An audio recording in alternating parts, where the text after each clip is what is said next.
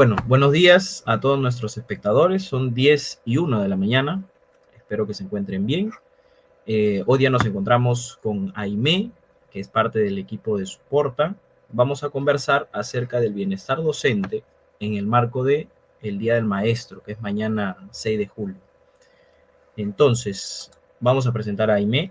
Ella es licenciada en Psicología por la Universidad Nacional Mayor de San Marcos, con amplia experiencia en proyectos educativos, investigación y políticas de educación inclusiva. Posee una diplomatura en Gestión Educativa por Flaxo en Argentina, estudios en Accesibilidad e Inclusión Educativa por la Universidad de la República en Uruguay y una diplomatura en Discapacidad por la Pontificia Universidad Católica del Perú y la Red Iberoamericana de Expertos en la CDPD. Trabajó como consultora independiente en educación inclusiva y discapacidad para la cooperación alemana, UNICEF y direcciones del Minedu. Actualmente es directora de proyectos y bienestar del equipo de Suporta, con quienes estamos colaborando, autora de diversas publicaciones, guías, artículos de investigación y orientaciones sobre discapacidad, buenas prácticas y motivación docente, educación inclusiva y trastornos del neurodesarrollo. Es una férrea convencida de que las escuelas son espacios que tienen que acoger a todos y todas sin excepción. Entonces, estamos frente a una especialista en el tema. Vamos a conversar con ella hoy, 10 de la mañana, 5 de julio, domingo. Hola, Aimé, ¿qué tal? ¿Cómo estás? Hola, ¿qué tal, Oscar? Gracias por la presentación y también bienvenidos a todos y todas que se están conectando por este en vivo, también la comunidad que se está sumando, así que espero que sea también fructífero lo que vayamos a dialogar y lo que podemos compartir. De hecho, hay mucho siempre que hablar, ¿no? Pero al menos para tener este espacio para poder abrir el diálogo y la reflexión sobre lo que implica el bienestar docente. Sí, muy bien. Mira, importante lo que mencionas, que en cada nicho de cualquier rama del conocimiento, ¿no? Siempre hay mucho que conversar. Y, y sobre todo en este en específico, que es el bienestar docente, que a veces es un área invisibilizada, ¿no? En los colegios, a veces se centra la atención, o bueno, a veces no, casi siempre, ¿no? Se centra la atención en el estudiante y se deja de lado, ¿no? A los demás actores de la comunidad educativa. Entonces, en este marco, ¿cómo nace tu interés? ¿Cómo nace tu vocación, ¿no? Por este campo, que es el bienestar docente? Tu micrófono está apagado.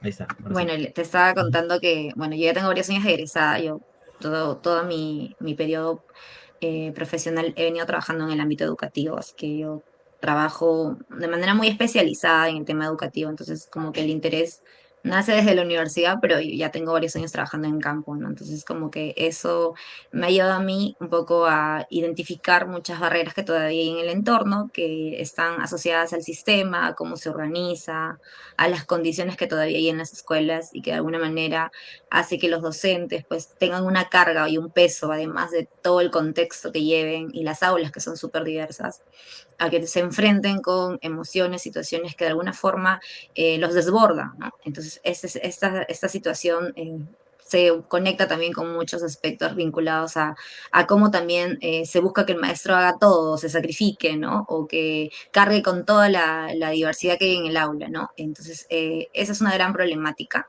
que no solamente involucra la intervención individual, sino también el trabajo colectivo de toda la comunidad educativa y del sistema en general, ¿no? Cuando trabajamos en el ámbito educativo, a diferencia de alguien que trabaja en una empresa, o sea, tiene que tener una mirada y un conocimiento de cómo funciona y cómo llega el servicio educativo a territorio, ¿no? Entonces eso creo que es importante en ese sentido y al comprender eso un poco, yo ahora tengo un rol en el que trabajo más de cerca con direcciones regionales, con unidades de gestión local, entonces veo mucho que estos especialistas, estos maestros, no solamente cargan con el objetivo de lograr aprendizajes en sus estudiantes, sino con las condiciones que hacen un poco más difícil que ellos puedan tener, por ejemplo, tranquilidad, calma, ¿no? O solucionar de manera más asertiva los problemas problemáticas que se presentan, ¿no? Igual con en las relaciones que tienen con las familias. Entonces, es un aspecto bien complejo y bueno,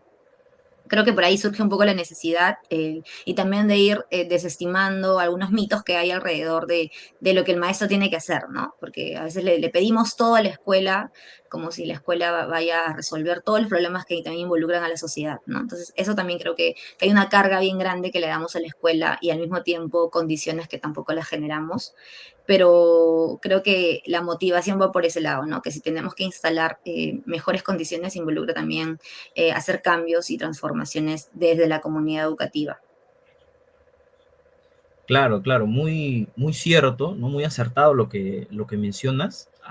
Sobre los hombros de las escuelas recae mucho peso, mucha responsabilidad y contrario, ¿no? Contradictorio a esto, se le da muy poco, bueno, no sé si decirle estatus, ¿no? Eh, se le retroalimenta poco, ¿no? No se le valora como se le debería valorar a una institución que es central en la vida de todas las personas, ¿no? Pasamos más de 11 años, a veces en una institución educativa, entonces no se le da el rol que se debería y aún así se le exige demasiado. ¿Y sobre quién recae esta exigencia? Sobre los docentes, claro, que son eh, a veces en la idea de muchas personas los únicos responsables, ¿no? Del colegio, ¿no? Como si no existiera un mecanismo detrás, ¿no? Una maquinaria eh, que a veces se enfoca al colegio como empresa, ¿no? Detrás de ellos. Qué chévere que hayas desde muy temprano descubierto este interés por la psicología educativa y que te hayas podido desempeñar en esto. Es muy, muy interesante este mundo. Y bueno, a partir de esa experiencia, ¿no? Quisiera que nos digas, eh, ya que es el concepto del que queremos partir, ¿qué es el bienestar docente? ¿Qué es? ¿A qué se refiere con esto? Alguien lo puede entender muy someramente como, bueno, que los profesores estén bien, que se les pague más, o que los alumnos se porten bien, ¿no? O alguna cuestión muy simplificada, ¿no? ¿A qué se refiere este término? Sí, de hecho, la concepción de bienestar docente a veces se confunde con el estado de ánimo de los docentes, ¿no? De hecho, por ahí, si bien es una variable que está involucrada, el bienestar docente va más allá, ¿no? Es un constructo más multidimensional, hay que entenderlo como algo que va a abarcar diferentes espacios y ámbitos, desde lo personal, que involucra también su salud física, su salud mental, que tenga una vida activa y saludable también, hasta lo social, ¿no? Porque en cómo se vincula o establece relaciones con sus colegas, con sus pares, colegas, o con su familia también, o con las familias de los niños y niñas que acompañan, o adolescentes, ¿no? Pero también en lo profesional, ¿no? En los recursos que tiene, el salario con el que cuenta, todo eso afecta, ¿no? Su bienestar y para poder entender este constructo hay que mirarlo de manera multidimensional, porque finalmente eso también va a recaer en cómo se siente el docente satisfecho o no con su labor, ¿no? Actualmente el tema de la salud mental si bien hemos avanzado en normativas, hace poco se publicó, por ejemplo, el plan, bueno, en este caso la normativa para poder intervenir en salud mental en las escuelas. O sea, el problema que tenemos también recae en la implementación, ¿no? A veces todavía se piensa que solamente se tiene que trabajar en los estudiantes o los equipos que se tienen que contratar no son suficientes, ¿no? Entonces, el bienestar docente de alguna manera involucra todos esos aspectos y también a la par involucra que contemos con profesionales que no solamente veamos a la intervención como algo individual, ¿no? Sobre todo en el ámbito educativo, ¿no? Es necesario, sí, siempre que voy a escuelas, nos dicen, oye, falta psicólogos, falta que atiendan a tal persona, ¿no? Pero porque todavía lo están viendo de manera individual, ¿no? Entonces, en la escuela nuestra labor es trabajarla de manera preventiva y colectiva, ¿no? Entonces, ¿es necesario lo otro? Sí, pero eso le corresponde al sector salud, ¿no?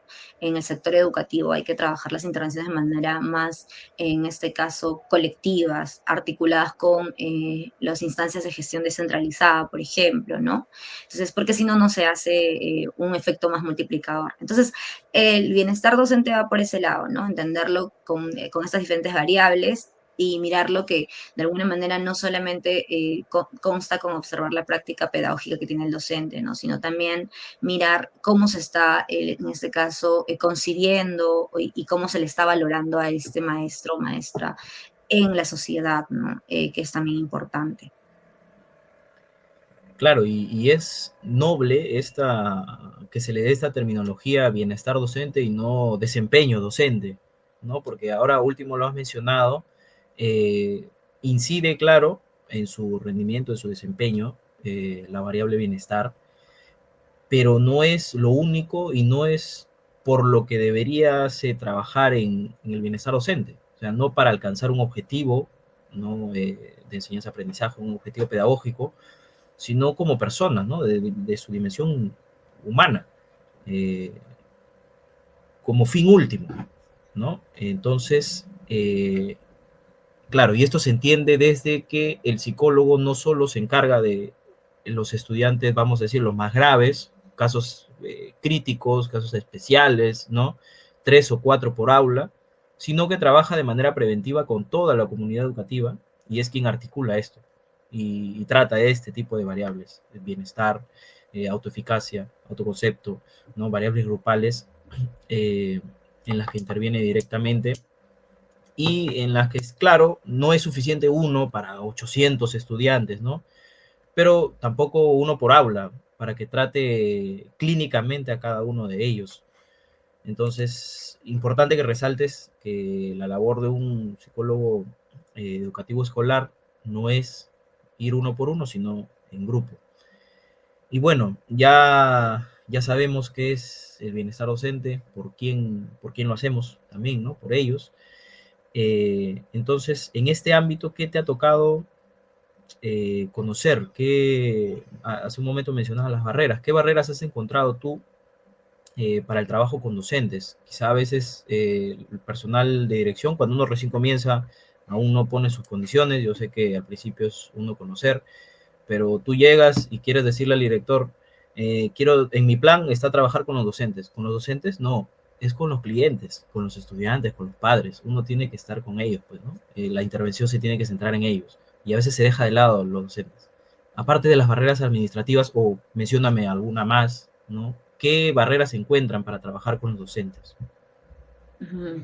Sabes, ahí creo que hay dos cosas, ¿no? Antes que se me vaya la idea, te quería Ujú. contar algo bueno, de lo que has dicho, eso que tiene que ver con el desempeño docente, con la práctica de pedagógica y con el bienestar docente. O sea, todas son variables importantes y de alguna manera tiene que ver con el desarrollo profesional docente. O sea, si es que lo pensamos como un paraguas grande, todos estos elementos de bienestar, desempeño, pensar en la práctica pedagógica, de alguna manera nos ayudan a fortalecer el desarrollo profesional del docente, ¿no? Esto lo podemos ver de manera inicial desde su formación o estando ya laborando en desarrollo, ¿no? Entonces eso para que también tengan todos los que nos están escuchando como un marco conceptual, eso sí es importante porque las políticas no pueden salir solo por temas, sino tienen que verse de manera integral. Entonces las políticas de bienestar, de desempeño docente, que fortalecen la práctica pedagógica, tendrían que mirarse en el marco del desarrollo profesional docente. Ese sería el marco correcto, ¿no? Y las políticas tendrían que estar integradas. De hecho, lo tienen, ¿no? Tenemos un marco del buen desempeño docente en el que se busca que el docente tenga ciertas competencias y hay algunas de ellas que están involucradas a que, por ejemplo, desarrolle habilidades como vinculadas a lo social, a lo socioemocional. El tema es que cuando se lleva a campo, tú llegas a la escuela y te das cuenta de que, bueno, tenemos maestros que están agotados, están estresados. Y ahí va lo otro que tú me dices, ¿qué barreras encontramos, no? Bueno, las barreras son obstáculos, de alguna manera, que limitan el desempeño o el desarrollo de una persona Y ahí, por ejemplo, cuando hay un entorno que no favorece, en este caso, el diálogo, el consenso, se genera pues problemas, conflictos, ¿no? Entre los maestros, por ejemplo. Entonces ahí hay una barrera que se surge, ¿no? Un obstáculo, porque si este entorno no está condicionado, no tiene las condiciones laborales para que el maestro pueda expresarse, pueda opinar, pueda participar, pueda tener espacios de trabajo colegiado, por ejemplo, eso, por ejemplo, es una barrera, ¿no? Otro también, las horas para que pueda desarrollar trabajo colectivo, ¿no? Los docentes, sobre todo en las escuelas públicas, los que están ahí, seguro que me van a decir que sí, los que trabajan en escuelas públicas tienen menos horas para poder tener espacios colegiados, porque yo le digo al profe, oye, ten tu espacio para que puedas hablar, puedas ir a la posa, conversar con alguien, o para que tengas un trabajo colectivo con tus otros colegas, pero si tú lo ves en real, en horas, no tienen los profesores, ¿no? La mayoría de maestros de primaria inicial no tienen esas horas, ¿no? Ellos trabajan sus 30 horas y las otras horas que les quedan son para planificar, revisar cuadernos, atender reuniones con la familia, entonces les queda bien poquito tiempo para que puedan ellos, en este caso, primero, reflexionar sobre su propia práctica, segundo, reflexionar sobre su bienestar y también trabajar colectivamente. La estrategia es que podamos también organizar semanas de gestión o espacios de gestión en las escuelas para que en esos momentos también se aborde espacios, en este caso, que involucren su bienestar docente, ¿no? Entonces, esa, por ejemplo, es otra barrera, ¿no? Los espacios que tienen para abordar este tema, para que también puedan ellos compartir. Otra barrera también es la falta de profesionales, ¿no? Muchos profesionales que a veces llegan a las escuelas, sobre todo los que somos psicólogos, a veces llegamos con una mirada muy individualizadora, bueno, los que son psicólogos más clínicos, porque, bueno, igual eso ha cambiado, ¿no? Bueno, ahora ya hay mucha intervención comunitaria, pero a veces llega, ¿no? El hecho de ir y con la mirada más basada en el déficit a diagnosticar o a decir cuáles son los problemas o los trastornos mentales que están presentes, ¿no? Entonces, esa mirada médica, instalarla en la escuela, de alguna manera le pone el peso al problema en la persona, ¿no? Cuando yo hablo de trastornos o dificultades, le pongo más peso a la persona y no al sistema. Entonces, justamente pensar en lo que no está funcionando, que es esto que estamos hablando, que tiene que ver con las barreras, nos ayuda a sacar este peso que está en la persona, porque es una persona que se va a desarrollar, sino mirar, oye, el entorno no tiene espacios para hablar de este tema, no tenemos profesionales que están interviniendo de esta manera, ¿no? O las problemáticas con las familias también no se están abordando de manera adecuada, o no hay protocolos para poder abordarlas de manera adecuada, ¿no? Entonces, esa forma o ese enfoque de mirar la situación de otra forma también ayuda a poder reducir estos obstáculos que todavía están, ¿no?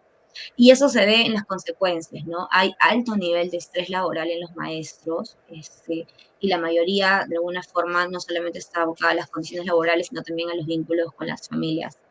Verás que hay como encuestas que se hacen anualmente, una encuesta bien conocida que se hace en el marco de los maestros es la ENDO, que es la Encuesta Nacional Docente.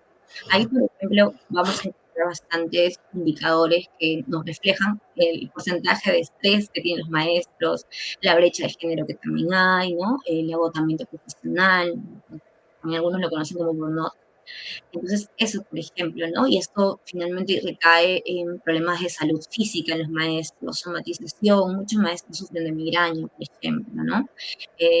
O también desencadenan, en este caso, condiciones de su salud mental que los ponen en riesgo, ¿no? Y algunos ya incluso experimentan situaciones de violencia, ¿no? Entonces, hay situaciones muy complejas, ¿no? Hay mucho agotamiento en algunos maestros y eso hace que también muchos de ellos, algunos en general, no tengan mucha apertura o al contrario, también por el otro lado, den más de lo que tienen que dar, ¿no? Como si fueran héroes.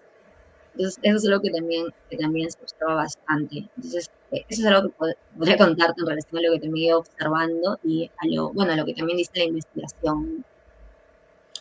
Claro, esto último que mencionas de verlos como héroes, ¿no? Que la profesión docente, porque es una profesión, la labor docente se ve como pura vocación, ¿no? Como es tu vocación, como es tu trabajo, tú tienes que darlo todo, hasta las 2 3 de la mañana, planificando, revisando cuadernos, haciendo exámenes, ¿no?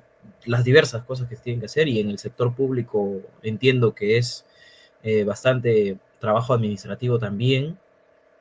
Se les ve a ellos como héroes, solo se les visibiliza mañana, ¿no? El Día del Maestro. Las cartitas de los alumnos, que obviamente está bien, ¿no? Siempre hay un cariño de parte de los estudiantes y esto es lo bonito de esta profesión, ¿no? Relacionarte con una población muy afectuosa, eh, pero la iniciativa, ¿no? De que esto se traduzca en un verdadero bienestar, ¿no? Todos los días del año, viene de las instituciones. Entonces, te comento mi experiencia. Yo he trabajado 3 años en colegios de educación básica regular, eh, como personal, no como personal docente directamente, he sido tutor, pero he tenido mucho acercamiento con los docentes y nunca, cero, se ha hablado del bienestar docente. Cero. En educación privada. No sé cómo será en la educación pública. Me dices que trabajas con DRE y con GEL. Entonces, coméntanos cómo es el trabajo con ellos, ¿no? ¿Qué directivas se dan? Me has hablado de un poco de el diagnóstico contextual que se da de docentes con somatización, no se hacen este tipo de encuestas, pero ya se tienen esos resultados. ¿Y qué intervención se hace después?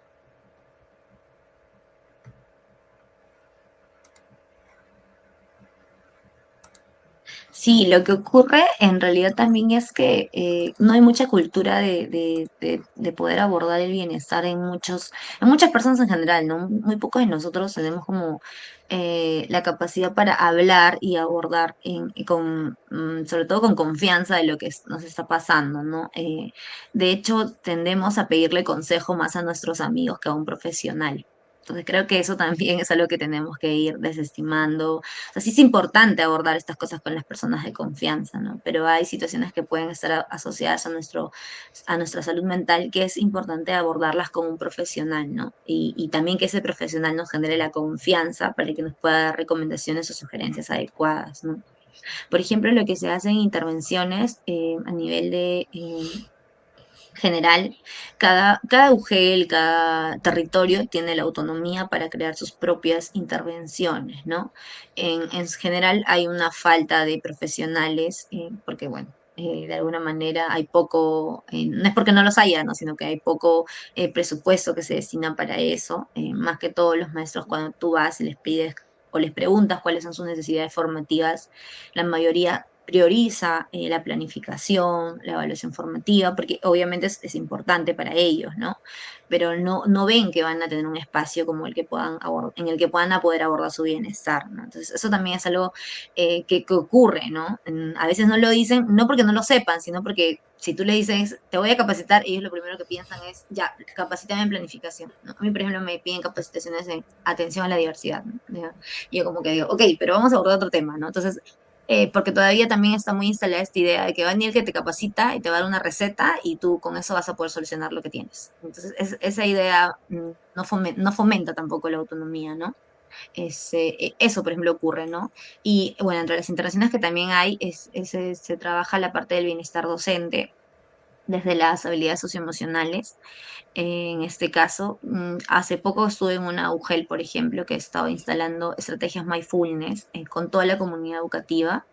Esa era una intervención más aislada de ellos y que en realidad el marco normativo existe, ¿no? Cada UGEL en función del marco puede crear su propia estrategia. Por ejemplo, esta UGEL al que visité estaba trabajando eso, me pareció muy significativo porque hizo un piloto para ayudar a que se involucraran estas técnicas no solamente con las aulas, sino también con los propios maestros, ¿no? Pero la barrera que tenían antes era, para algunos, ¿no? Eso no les funciona, ¿no? Porque de alguna manera no están acostumbrados a hacer este tipo de estrategias, ¿no? O no lo ven como algo que les está ayudando a su bienestar, sino que les está ayudando o que les está haciendo perder el tiempo, que también se piensa, ¿no?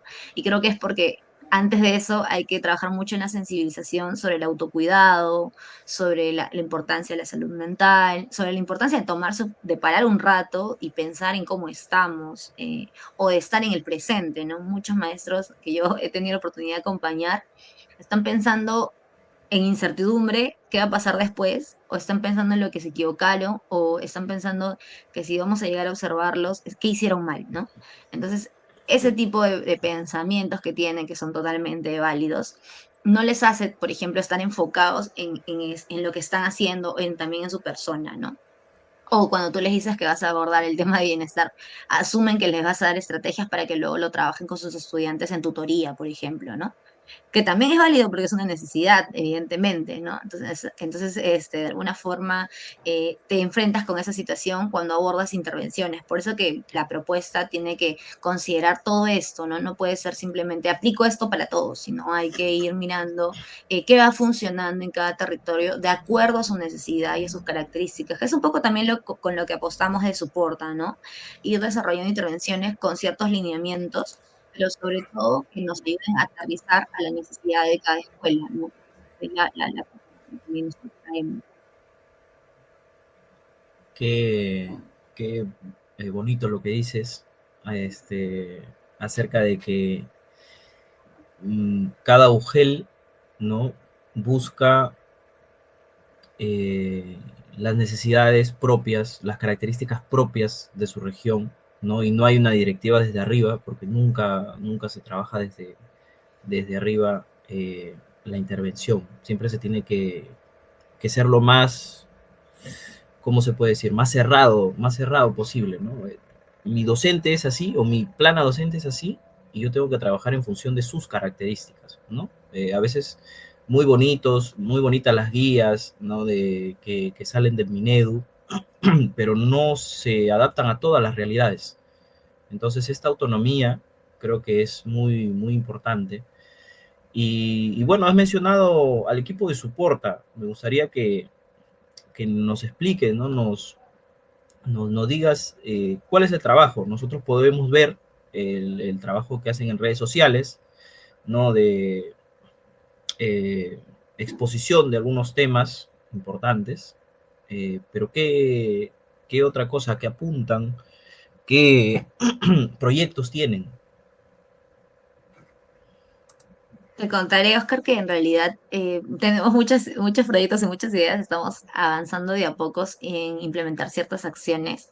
Solo quería decir algo en relación a estos lineamientos que se plantean para las regiones, un poco para aclarar, porque sé que hay mucha gente que nos está siguiendo. O sea, el que da el marco rector es el Ministerio de Educación, es real. Hay políticas, hay marcos normativos, hay un marco de buen desempeño docente que da como que la base para que cada institución pueda desarrollar sus propias intervenciones. Y esto sí me parece importante porque a veces se piensa que si el ministerio no lo dice, o no te dice cómo hacerlo, tú no haces nada, ¿no? Pero en realidad no, porque cada instancia y cada región es autónoma. Hay un marco rector, pero cada uno puede implementar de acuerdo al marco rector. Es como el reglamento de la ley de educación. El reglamento dice, todas las escuelas tienen que ser inclusivas. Ok, te da marco y orientación, pero tú como que conoces mejor tu territorio, que conoces mejor a tus maestros, que conoces mejor a tus familias, introduces estrategias y tienes la autonomía para hacerlo. Pero como todavía esto también tiene que ver como la mentalidad que tenemos, a veces estamos esperando que alguien más nos diga qué hacer para actuar. Eso no ocurre en todos los espacios y eso también es algo bueno, pero también es cierto que a veces hay ciertas condiciones que no están instaladas con materiales, recursos, presupuestos, que eso sí, por ejemplo, está involucrado con el ente rector, ¿no? Entonces, eso un poco para aclararlo. Sobre el otro, en relación al Soporta, nosotros, por ejemplo, apostamos por talleres vivenciales. Esta parte la hemos ido ya implementando con algunas maestras, sobre todo para ir, en este caso, recogiendo información y en este caso, testeando, por así decirlo, qué tanto esto está atendiendo la necesidad, ¿no? Y lo que hemos encontrado en realidad ha sido una validación más cualitativa. Bueno, además de las investigaciones que podemos revisar, de estos espacios que se necesitan, no solamente para hacer actividades y reflexionar, sino hacer actividades con sentido. Uy, se está agotando mi batería, voy a cargarla. Entonces, eso, por ejemplo, es algo que hemos ido desarrollando, los talleres vivenciales, en las que estamos abordando temáticas que surgen desde la necesidad docente. Por ejemplo, hemos abordado ya la parte de planificación de ellos mismos para que puedan tener ciertos objetivos en el año, mirar hacia dónde están avanzando, priorizar espacios también de descanso, ¿no? Que eso es algo importante. Y luego también apostamos por espacios en los que puedan los maestros generar una comunidad, ¿no? En la que puedan también compartir sus propias experiencias, sus propias vivencias, ¿no? Porque sobre todo, si hay algo que en Soporta tenemos como que bien claro, es que de nada sirve que yo haga una intervención si no aprendo a conectarlos entre ellos, ¿no? Y eso supone crear comunidades. Hay mucha investigación sobre el trabajo en red y de comunidades de aprendizaje, por ejemplo, y de alguna manera validan lo importante que es que fortalezcamos y lideremos ciertas comunidades en las que tengamos espacios seguros y en las que nos podamos sentir identificados, ¿no? Eso del sentido de pertenencia es real. O sea, si un maestro escucha hablar a otro que está experimentando lo mismo, o sea, le va a hacer más caso a ese, ¿no? A ese docente, porque se va a sentir identificado con su experiencia de vida. Entonces creo que por ese lado también apostamos por la creación de comunidades. Hemos iniciado ya un espacio que es de manera interna lo que vemos que está creciendo también. Ahora también otro espacio que estamos trabajando mucho es la intervención con las escuelas, ayudar a las escuelas a que puedan tener un diagnóstico, a que puedan identificar estos factores que están dentro de su comunidad educativa que tienen que trabajar, a que ellos mismos se den cuenta, oye, tengo que abordar la solución de conflictos, tengo que abordar el liderazgo, los maestros, ¿no? Entonces, algunos nombres que sé que son como ciertas necesidades, a veces necesitamos nombrarlas para decir, esta es una necesidad formativa. Entonces, eso, por ejemplo, es algo que también hay que trabajar, la gestión de emociones, ¿no? Y porque finalmente estos temas también van a verse luego reflejados en el bienestar del estudiante. Un maestro que conoce sus emociones, las sabe gestionar, también lo hace con sus estudiantes. A eso se va a ver reflejado en el logro de aprendizaje, ¿no? Por ese lado apostamos a ello. De hecho, también vamos a presentar esta propuesta próximamente en un congreso que vamos a octubre. Entonces estamos también en ese proceso, ¿no? De generar no solamente acciones como equipo, sino también compartirlas con equipos docentes y equipos académicos para poder también recibir retroalimentación, ¿no? Entonces esa es un poco la apuesta en la que estamos ahorita. Ah, mira, qué chévere. Y va en relación a lo que has mencionado hace un momento de dar autonomía. Esto de crear comunidades ya causa un impacto, además del impacto real, un impacto duradero a largo plazo, ¿no? Ya no dependen netamente de ustedes, sino que ellos mismos pueden ir desarrollando su propia dinámica y claro, sentirse perteneciente, ¿no? A un tipo de, alguna comunidad, ¿no? Y más específico con algunas características que identificamos en nuestra propia labor, sí nos hace conectar. Y bueno, esto es positivo para que eh, les cause un interés, ¿no? Porque se escucha muy triste que a la hora, en una profesión tan eh, este, perjudicada, ¿no? Por el contexto, el psicólogo vaya y pregunte, ¿en qué quieres que te capacite?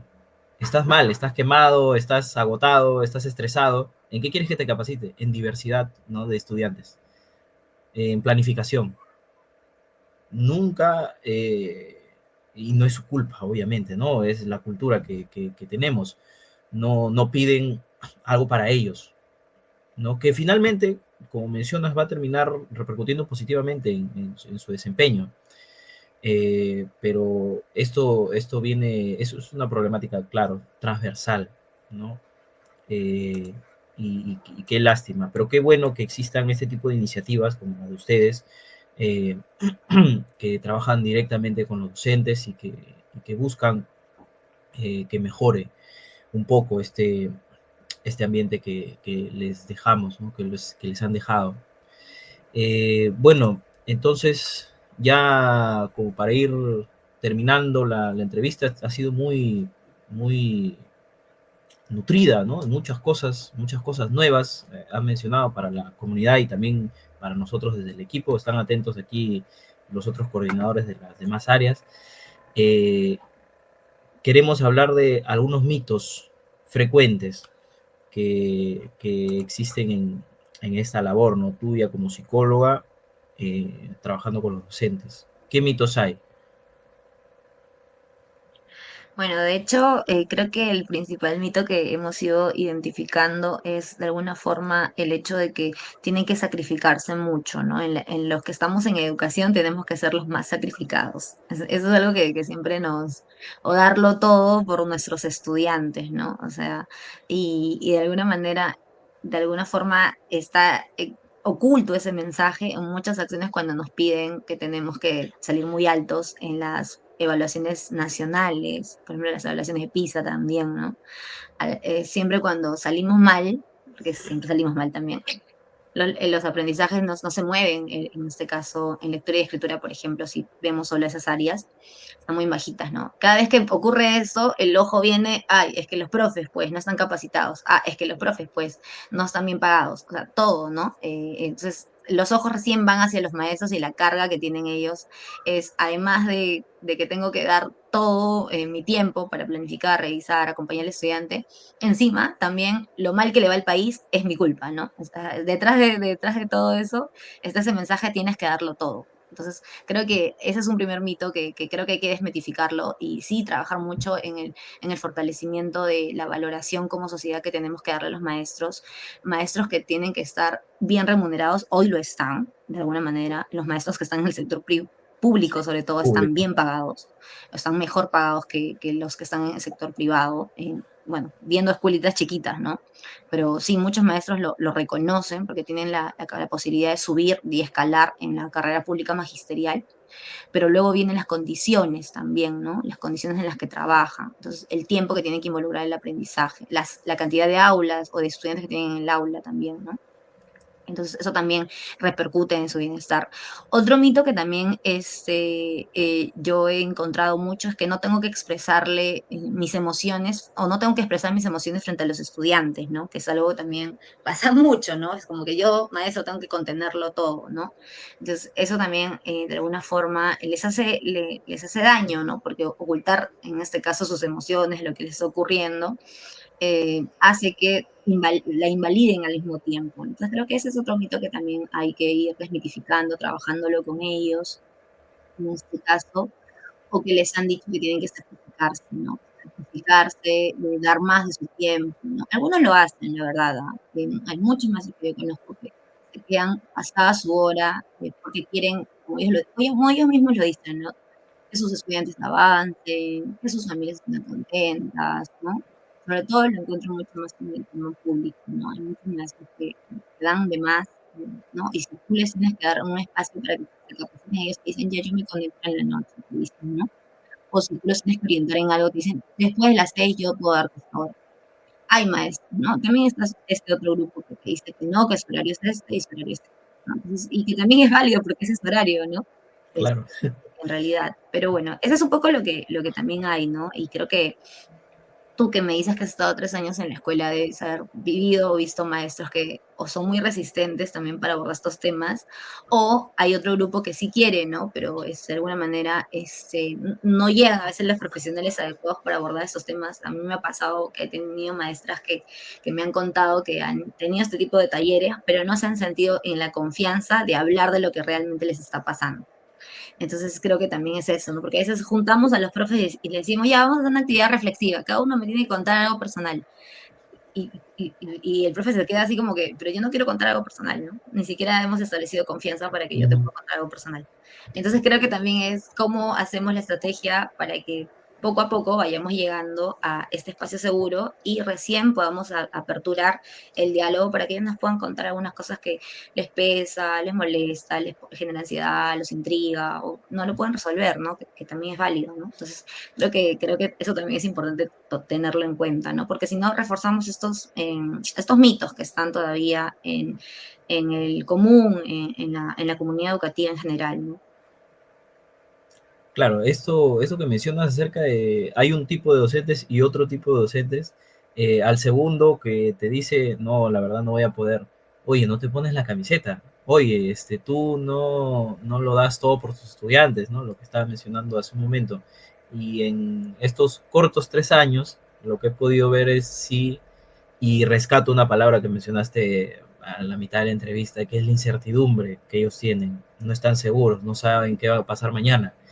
es una labor, una profesión muy precaria, porque trabajas 3, 4 horas, recibo por honorarios, y en otro colegio 3, 4 horas, y no sabes en qué momento dejas de agradarle al director y te saca. Es así de crudo, ¿no? Es más precario que algunas labores que no necesitan tanta especialización como la docente, que se estudian 5 o más años. Trabajas horas y vas viendo, ¿no? Vas acomodando tu semana. Y rescato este término porque en función de eso he visto esos dos grupos, ¿no? Uno que es el que está seguro, que ya 15 años trabajando en el mismo colegio, y llega alguien nuevo, quiere hacer las cosas un poco mejor a partir de su conocimiento y se resisten, ¿no? Yo ya sé cómo se hacen las cosas. Yo ya sé cómo llegar a los estudiantes. ¿Tú qué me vas a enseñar? ¿No? Hay un tipo de resistencia, y el otro grupo que sí, ¿no? Sí, un poco más abierto, un poco más predispuesto, pero entiendo que también nace de la propia incertidumbre, ¿no? De caer bien, este, de parecer más campechano, más chévere, ¿no? Y es lamentable que un docente tenga que moverse en función de estas cosas, ¿no? De la incertidumbre, no saber si te van a contratar el otro año, ¿no? Si te van a llamar para vacaciones, ¿no? Que es otro problema, ¿no? Que los docentes no trabajan en vacaciones, muchos no tienen una Claro, salida laboral. Y, y claro. O sea, uh-huh, como que eso está un poco asociado mucho en las condiciones laborales, ¿no? Que sería como uh-huh, esto también, estos recursos o esta parte más profesional, ¿no? Bueno, que por lo que me cuentas también lo has vivido, ¿no? O sea, qué complejo eso también, ¿no? Porque el régimen laboral en el que estás, o bueno, en el que están las escuelas privadas, y sobre todo las escuelas más chiquitas, ¿no? Porque escuelas privadas, te hablo, enmarcan, Newton tienen claro. otra forma de organizarse, ¿no? Entonces, Pero hay, por ejemplo, Saco Liberos es probablemente una estas más marca grande. pequeñas sean como que pongan en más vulnerabilidad a los profes, ¿no? En ese sentido. Uh-huh, pero mira, por ejemplo, hay marcas como Nova School, Saco Liberos, ¿no? Que son marcas grandes, pero que tercerizan su nombre, hacen franquicias y se convierten en eso que mencionas de colegios pequeños, ¿no? Y que mantienen la precariedad. Y claro, triste, triste esto, y después la otra cara de la moneda es ustedes tienen que darlo todo, ¿no? Y por culpa de ustedes el país está como está. Qué triste esta situación. Y bueno, ya para finalizar, quisiera leer, he estado revisando aquí en TikTok y hay unos comentarios. Buenas. Vamos a leerlos, a ver, para ver qué nos dicen. ¿Cuáles serían las razones de por qué, a pesar de que el marco normativo señala que el trabajo del psicólogo educativo mantiene un enfoque más colectivo, pero en la práctica se mantiene una práctica clínica? A ver, ¿cómo aterrizamos esto? A ver, ¿por qué se sigue manteniendo, a pesar de la normativa, este enfoque clínico por encima del enfoque educativo que debería ser el grupal? Ahí yo creo que es la formación, ¿sabes? Bueno, no sé exactamente qué universidad ustedes han formado, pero por ejemplo yo En me San formé en Marcos la también, Universidad San somos Marcos. Ah, somos sanmarquinos contemporáneos. ya, entonces Ajá. somos de la misma línea. Y cuando yo estuve en la universidad, sí nos formaron mucho desde la mirada médica, se priorizaba mucho lo clínico, de hecho. De hecho, cuando yo hice el último año de la universidad en prácticas profesionales, tuve la oportunidad de trabajar bueno, en una asociación en la que trabajamos mucho la parte de diversidad desde el modelo social de la discapacidad. Y, o sea, todo lo que había aprendido era volver a aprenderlo, era un desaprender. O sea, porque todo esto médico de trastornos, que me habían enseñado muy bien, que técnicamente lo conocí, había llevado especialidades, dije, no, o sea, ese foco no es el que trabajamos en la escuela. Entonces tuvimos ahí que cambiar. Técnicamente te lo dicen ya, pero, o sea, tienes que estar metido en el campo, involucrado, para poder realmente cambiar esa mirada. Cuando estás en campo ya te das cuenta, oye, realmente no es así, ¿no? Entonces, yo creo que es la formación también. O sea, podemos ser muy capos, nos pueden dar muchos temas, porque yo creo que los que somos amarguinos conocemos muchos temas, somos muy técnicos a veces para algunas cosas, pero ya cuando entras a trabajar en una comunidad educativa, tienes que conocer cómo funciona el sistema educativo. Entonces, eso no es algo que creo que al menos a mí me lo dieron en la universidad. Lo aprendí en campo, en territorio. Ahora tengo pues otro rol y bueno, lo he aprendido más, ¿no? Porque ya veo otro tipo de gestión, ¿no? Entonces, creo que eso también juega en contra, ¿no? A los psicólogos educativos nos juega en contra que no nos formen en currículo nacional, por ejemplo. Yo he Sí. tenido buenas y malas experiencias, de verdad. No, no quiero echar hate a nadie, pero con psicólogos que sé que pueden ser que sean muy buenos entrevistando, muy buenos evaluando, pero cuando les sales del currículo, de competencias, no Cero, conocen. Y cero, no ¿no? conocen porque en su formación no se la dieron, ¿no? No se la dieron y creo que esa es una debilidad a los que estamos formados en psicología y los que queremos trabajar en educación, ¿no? Porque conocer el currículo nacional es conocer qué quiero que los estudiantes aprendan y cómo yo desde la psicología contribuyo a ello, ¿no? Entonces, creo que eso es clave, clave, clave, y también cómo se gestiona la escuela, ¿no? En la escuela hay gestión, hay formas de organización diferentes a una empresa, por ejemplo, ¿no? Entonces, eso o sea, es clave, ¿no? Y bueno, vamos a educación, ¿no? Y la salud se organiza de otra manera también. Creo que eso sí es una debilidad de la formación y de lo que entendemos, ¿no? Nos hizo recordar que ahora que los que hacen Serum, por ejemplo, tienen la posibilidad de ir a las escuelas a trabajar. Muchos preguntas que van a las escuelas a trabajar. Tú llegas, porque me ha tocado ir a algunas escuelas que visito, y tienen una mirada totalmente médica de, por ejemplo, de discapacidad, ¿no? Que es un tema que yo abordo mucho. Es como que quieren saber el diagnóstico, ¿no? Entonces, y ahí es volver a reconstruir lo que en realidad el enfoque actual, ¿no? Y te toma tiempo a veces, ¿no? Te toma bastante tiempo de volver a explicarlo, capacitarlo, cuando ya debería venir formado un poco con al menos nociones básicas, ¿no? Entonces, Ujú. sacar esa mirada médica, clínica, creo que es algo que tenemos que ir cambiándolo desde la formación inicial. Ahí los colegios de psicólogos, por ejemplo, deberían ser más críticos y más posicionados en esa parte. Recuerdo que me pasó que hace 2 años vi una publicación del colegio en la que mencionaban un congreso así súper pomposo y yo así como media pesada, decía ya, pero ¿y dónde está la mesa que va a abordar psicología educativa, no? Porque no las hay, o sea, no abordan ese tema. O sea, todas las ponencias son terapia cognitivo-conductual, terapia Ujú. gestáltica. O sea, todos los enfoques terapéuticos. O sea, es válido, es importante, pero los que somos psicólogos educativos tenemos otros intereses y quisiéramos que se aborden otros temas porque son una necesidad, ¿no? Y también nos tienen que llevar al diálogo, ¿no? Entonces creo que ahí estamos un poquito atrás en ese sentido. No sé, países como Chile que tienen asociaciones de psicólogos educativos o mayor como que posicionamiento en que estos temas se aborden y que desde la formación también se puedan complementar, ¿no? Yo creo que sería algo más complementario, por ejemplo, esto a aquellos que vamos en educación, que tengamos pues información y formación en currículo, en cómo se gestiona la escuela, en cómo abordar bienestar docente, por ejemplo, ¿no? Lo tocamos bien poquito en la formación inicial, ¿no? Entonces eso hace que también en el proceso recién lo veamos como una necesidad o como este campo, oye, yo también lo puedo trabajar, ¿no? Entonces eso creo que es algo que podría mejorarse. Sí, y no dejarnos engañar con respecto a que la psicología clínica es más que la psicología educativa, y si uno se forma bien en clínica, lo educativo resulta muy fácil, ¿no? Esta mentira también podría funcionar, ¿no? Como un mito. Fórmate en clínica y después cuando vayas al colegio, uy, se te va a hacer todo fácil. Esta era una recomendación que me daban muchas personas cuando iba a hacer mis prácticas. Métete al Ah, mira, MINSA, no sabía ¿no? eso. A hacer tus prácticas. Métete al MINSA porque ahí vas a agarrar un montón. Hay gente que sabe mucho y vas a aprender bastante y después en el colegio se te va a hacer recontra fácil. Y bueno, ¿no? Triste, triste esto que he podido comprobar que no es así, ¿no? Yo en un momento quizá me hubiera podido dejar convencer, pero no, encontré el currículo, lo que tú mencionas, encontré mucha documentación, encontré el Minedu, ¿no? Que tiene una línea de publicaciones muy, muy grande. Y otra cosa, que nosotros de San Marcos tenemos nuestra facultad dentro del área de ciencias de la salud. Entonces, desde ahí partimos, no sé si mal, pero sí un poquito en desventaja, porque eh, no, no es del todo salud cuando uno se va a educación.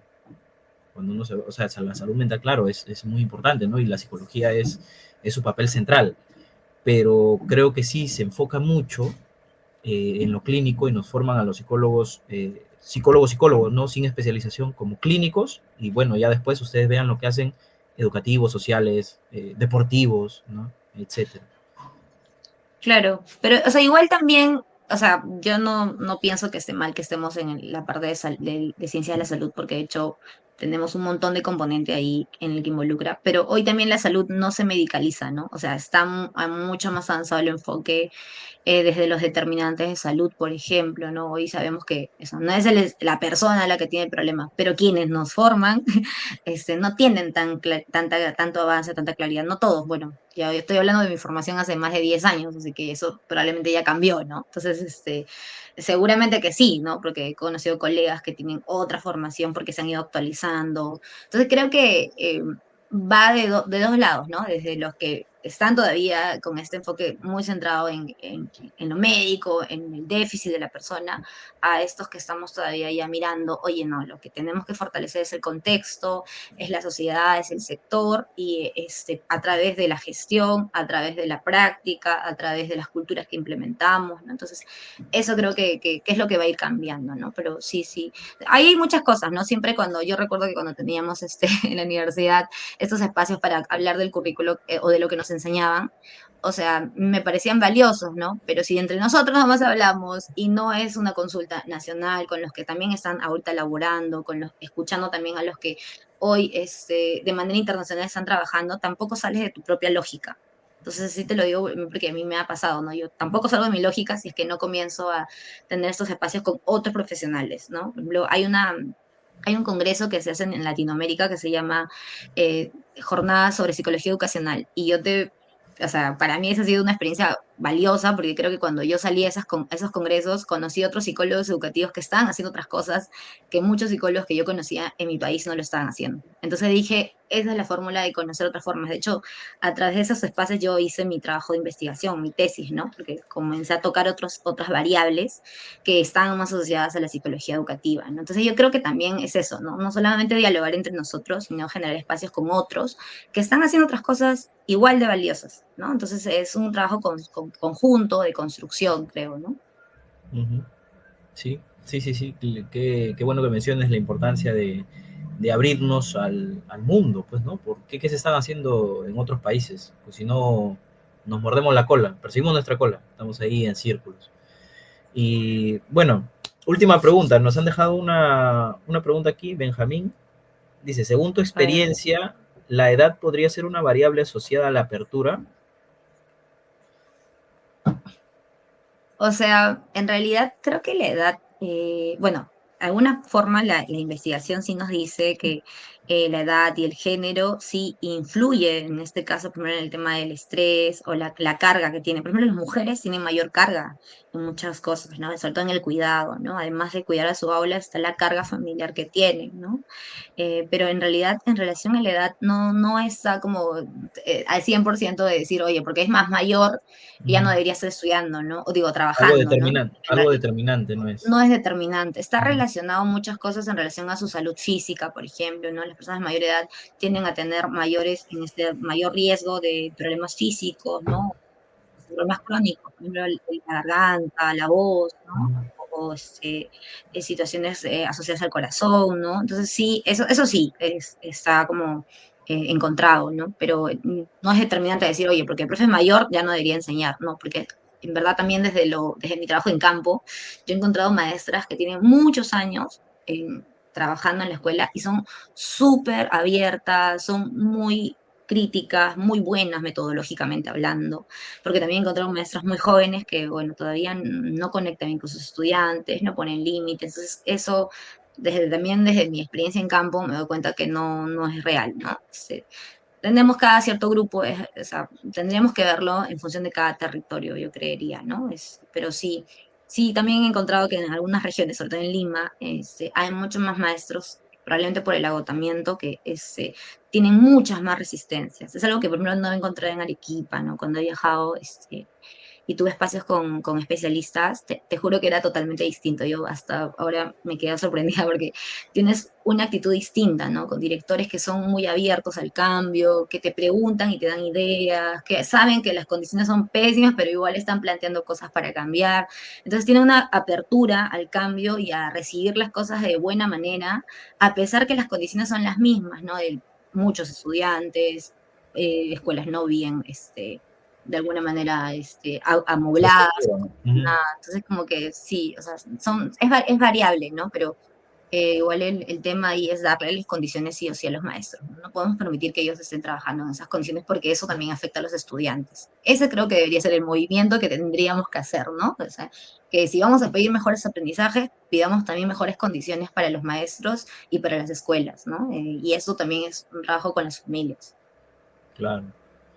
Claro, sí, y no ir con esa preconcepción, ¿no? Que podría resultar, entre comillas, teórica, de como es más mayor, es más terco, más cerrado, ya tiene sus ideas, ¿no? Porque personas jóvenes también podemos caer, ¿no? En este vicio de decir, no, yo tengo la razón, yo lo hago así, yo lo he aprendido a hacer así y así es, ¿no? O sea, no tiene mucho que ver con la edad. Eh, y quizá un poco más con la incertidumbre. Este término que has mencionado es muy correcto en función de la experiencia que he tenido. La incertidumbre a un profesor muy mayor lo hace incluso ser más abierto que uno joven, ¿no? Porque si te sacan de este colegio, muy poco probable que te vuelvan a contratar en otro. Entonces, un docente más mayor puede llegar incluso a ser más abierto según las condiciones laborales que tenga. Entonces, buena pregunta, Benjamín, muchas gracias. Y bueno, para finalizar, lo último ya, te prometo que ya ahí termina. Ya vamos a llegar Sí, a la hora que habíamos establecido. Eh, una reflexión final, un mensaje para los estudiantes de psicología que todavía tienen bajo el brazo su DSM y quieren ir con el DSM al colegio. A ver quién tiene esto, quién tiene esto. Me gusta la población infanto-juvenil, quiero ir al rubro educativo y están con el scrub, ¿no? Se van con su chaqueta, con su scrub, azulitos se van al colegio. ¿Qué mensaje le darías? ¿Hay trabajo? ¿Hay satisfacción? ¿Hay hambre intelectual? ¿Hay muchas cosas que aprender? Qué les recomendarías?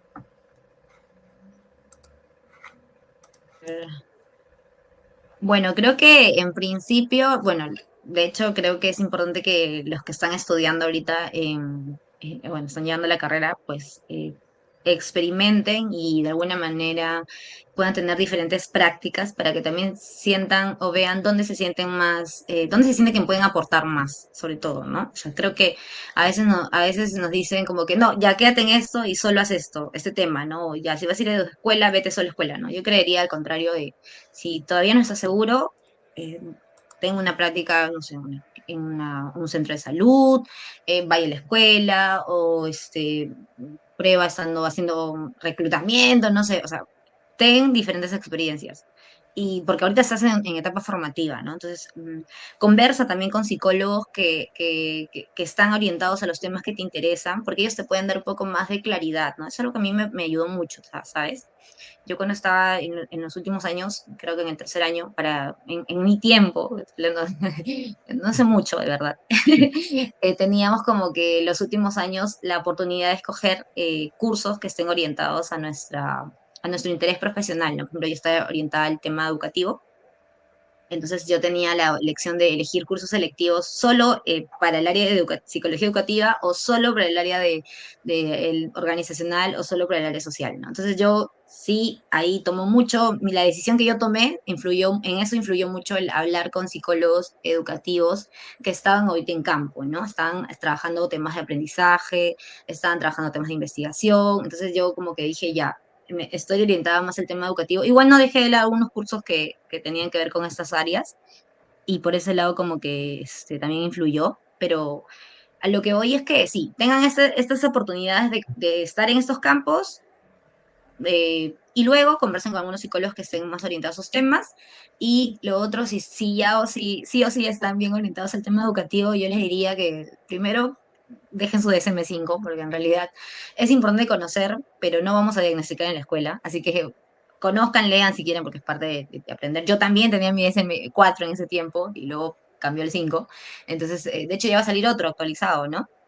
Uh Entonces, -huh. conocía, tenía un bagaje de muchos temas vinculados a los trastornos de aprendizaje, al autismo, ¿no? Entonces sí, o sea, lo tenía, pero yo sabía que mi rol en la escuela no era ese, ¿no? Entonces, porque en un tiempo estuve trabajando en el área psicopedagógica, luego estuve trabajando en el área de inclusión, entonces no, mi enfoque ya se fue cambiando hacia, por ejemplo, la atención a la diversidad, ¿no? Entonces, ese es el foco en el que yo estoy primero orientada y en el que de alguna mente desarrollo mis actividades y hoy ya trabajo más en la parte de gestión. Entonces yo creo que va por ese lado, ¿no? Así que hagan eso. Busquen oportunidades diversas, dialoguen con profesionales que están en campo para que ustedes también sepan por dónde puede ir el tema, dónde se van a sentir más seguros, dónde hay oferta laboral. Y tercero, pues de alguna manera, si ya están decididos, sigan esa línea, ¿no? No tengan miedo, continúen, van a ver que se van a ir abriendo puertas. Yo tengo la suerte de haber conocido varios chicos de otras bases menores que yo y veo que hoy están bien posicionados en el campo educativo y me da mucho orgullo de haberlos conocido y de seguir compartiendo con ellos. Así que sigan en ese campo, conéctense, no dejen de tener redes de contacto, eso también ayuda a que conozcan tu trabajo, a que lo socialices, ¿no? Mantengan esas redes de trabajo, generen espacios colectivos. A mí me ha pasado que yo he trabajado algunos artículos de investigación con psicólogos que no son de mi base, pero me llamaron porque ya estaban de mi chamba, entonces ya trabajamos en conjunto, o hemos estado en exposiciones en conjunto. Por ejemplo, Carla y yo somos psicólogas que hemos estudiado juntas, ¿no? Y en este caso ambas cambiábamos en diferentes temas, pero luego coincidimos en algo como bienestar y hoy estamos trabajando en conjunto, sacando adelante este proyecto desde su porta. Entonces creo que eso también es importante, mantengan las redes de contacto, más allá de las amistades, se pueden generar proyectos muy interesantes y miren también esos temas que no se están abordando o se están abordando de alguna manera eh, poca, ¿no? Porque bienestar sí se aborda, pero la propuesta que nosotros tenemos es distinta y que viene a fortalecer, no que viene a legitimar todo lo que se está trabajando, al contrario hay que ir mirando qué más está haciendo falta y traten de conectarlo con la gestión, ¿no? Por ejemplo, sería bien genial que podamos trabajarlo con los psicólogos, o trabajarlo con otros psicólogos, porque la idea es que eso se multiplique. No, nadie ha inventado la pólvora, así que hay que darle oportunidad a otros de conocerlo. Muy bien, muy bien. Entonces, eh, hay que abrirnos a muchas experiencias, exploremos, conozcamos muchas personas y cambiemos nuestro DCM, que es muy importante, por el currículo, que sería algo un poco más centrado, ¿no? a Sí, esta labor. sí. Tienen que aprenderlo de todas maneras, ¿no? Uh -huh. Eso sí, hay que entenderlo. Ahorita estamos en un proceso De cambio. de no de cambio, sino de fortalecimiento de la Actualización. implementación. Sí, lo Ah, que pasa es que el currículo se implementó en el 2016 en algunas escuelas, pero oficialmente se implementó a el nivel nacional en el 17. 2019. En el 19. Entonces, en el 2019, y te Uh recordarán que luego vino la pandemia. Entonces, -huh. o sea, los avances en la implementación han sido pocos. Si solamente que entiendan que es el actor competente, vean como que diferentes comprensiones sobre las áreas curriculares, es complejo, o sea, todo lo que ha tomado tiempo, y luego vino la pandemia, o sea, no, el avance en la implementación ha sido poco. Por eso que todavía encontramos gente que dice, ay, debería haber psica, debería haber, no sé, educación financiera, porque no han entendido la lógica del currículo, ¿no? Que sí Uh plantea -huh. competencia, sí plantea, oye, yo quiero que desarrolles una vida que es saludable, quiero que leas, quiero que comprendas de esa forma. Entonces, sí, o sea, tiene mucho sentido. Hay cosas que mejorar como todo, así que yo creo que va por ese lado, y si los psicólogos venimos con esa lógica, vamos a sumar un montón más. Uy, si entramos a hablar de ese tema nos quedamos hasta las 2 de la tarde, ¿eh? Porque Sí, yo creo que sí, así que el enfoque de competencia es, sí, es muy perjudicado socialmente. Bueno, entonces ahí cerramos y espero que en una próxima oportunidad nos podamos ver. Es un tema muy interesante del currículo. Nosotros no somos docentes, pero bueno, al conocerlo y desde nuestro enfoque creo que sí lo podríamos tratar. Un gusto conocerte, Aimé, y un gusto que nos haya dado esta oportunidad para poder conversar sobre este tema. Tú eres un especialista, nos has podido dar luz de muchos aspectos, ¿no? De este ámbito. Y bueno, espero que se repita este espacio en alguna otra oportunidad. Y muchas gracias. Un saludo de parte de todo el equipo de Educatepes. no, igual a ustedes, que les vaya bonito y nada, seguimos en comunicación seguro para otros espacios. Cuídense mucho y gracias a todos los que siguen conectados, que creo que se me cortó el TikTok, pero igual. Muy bien, muchas Gracias. gracias. Cuídate, Oscar, un gusto conocerte. Chao. Chao, chao.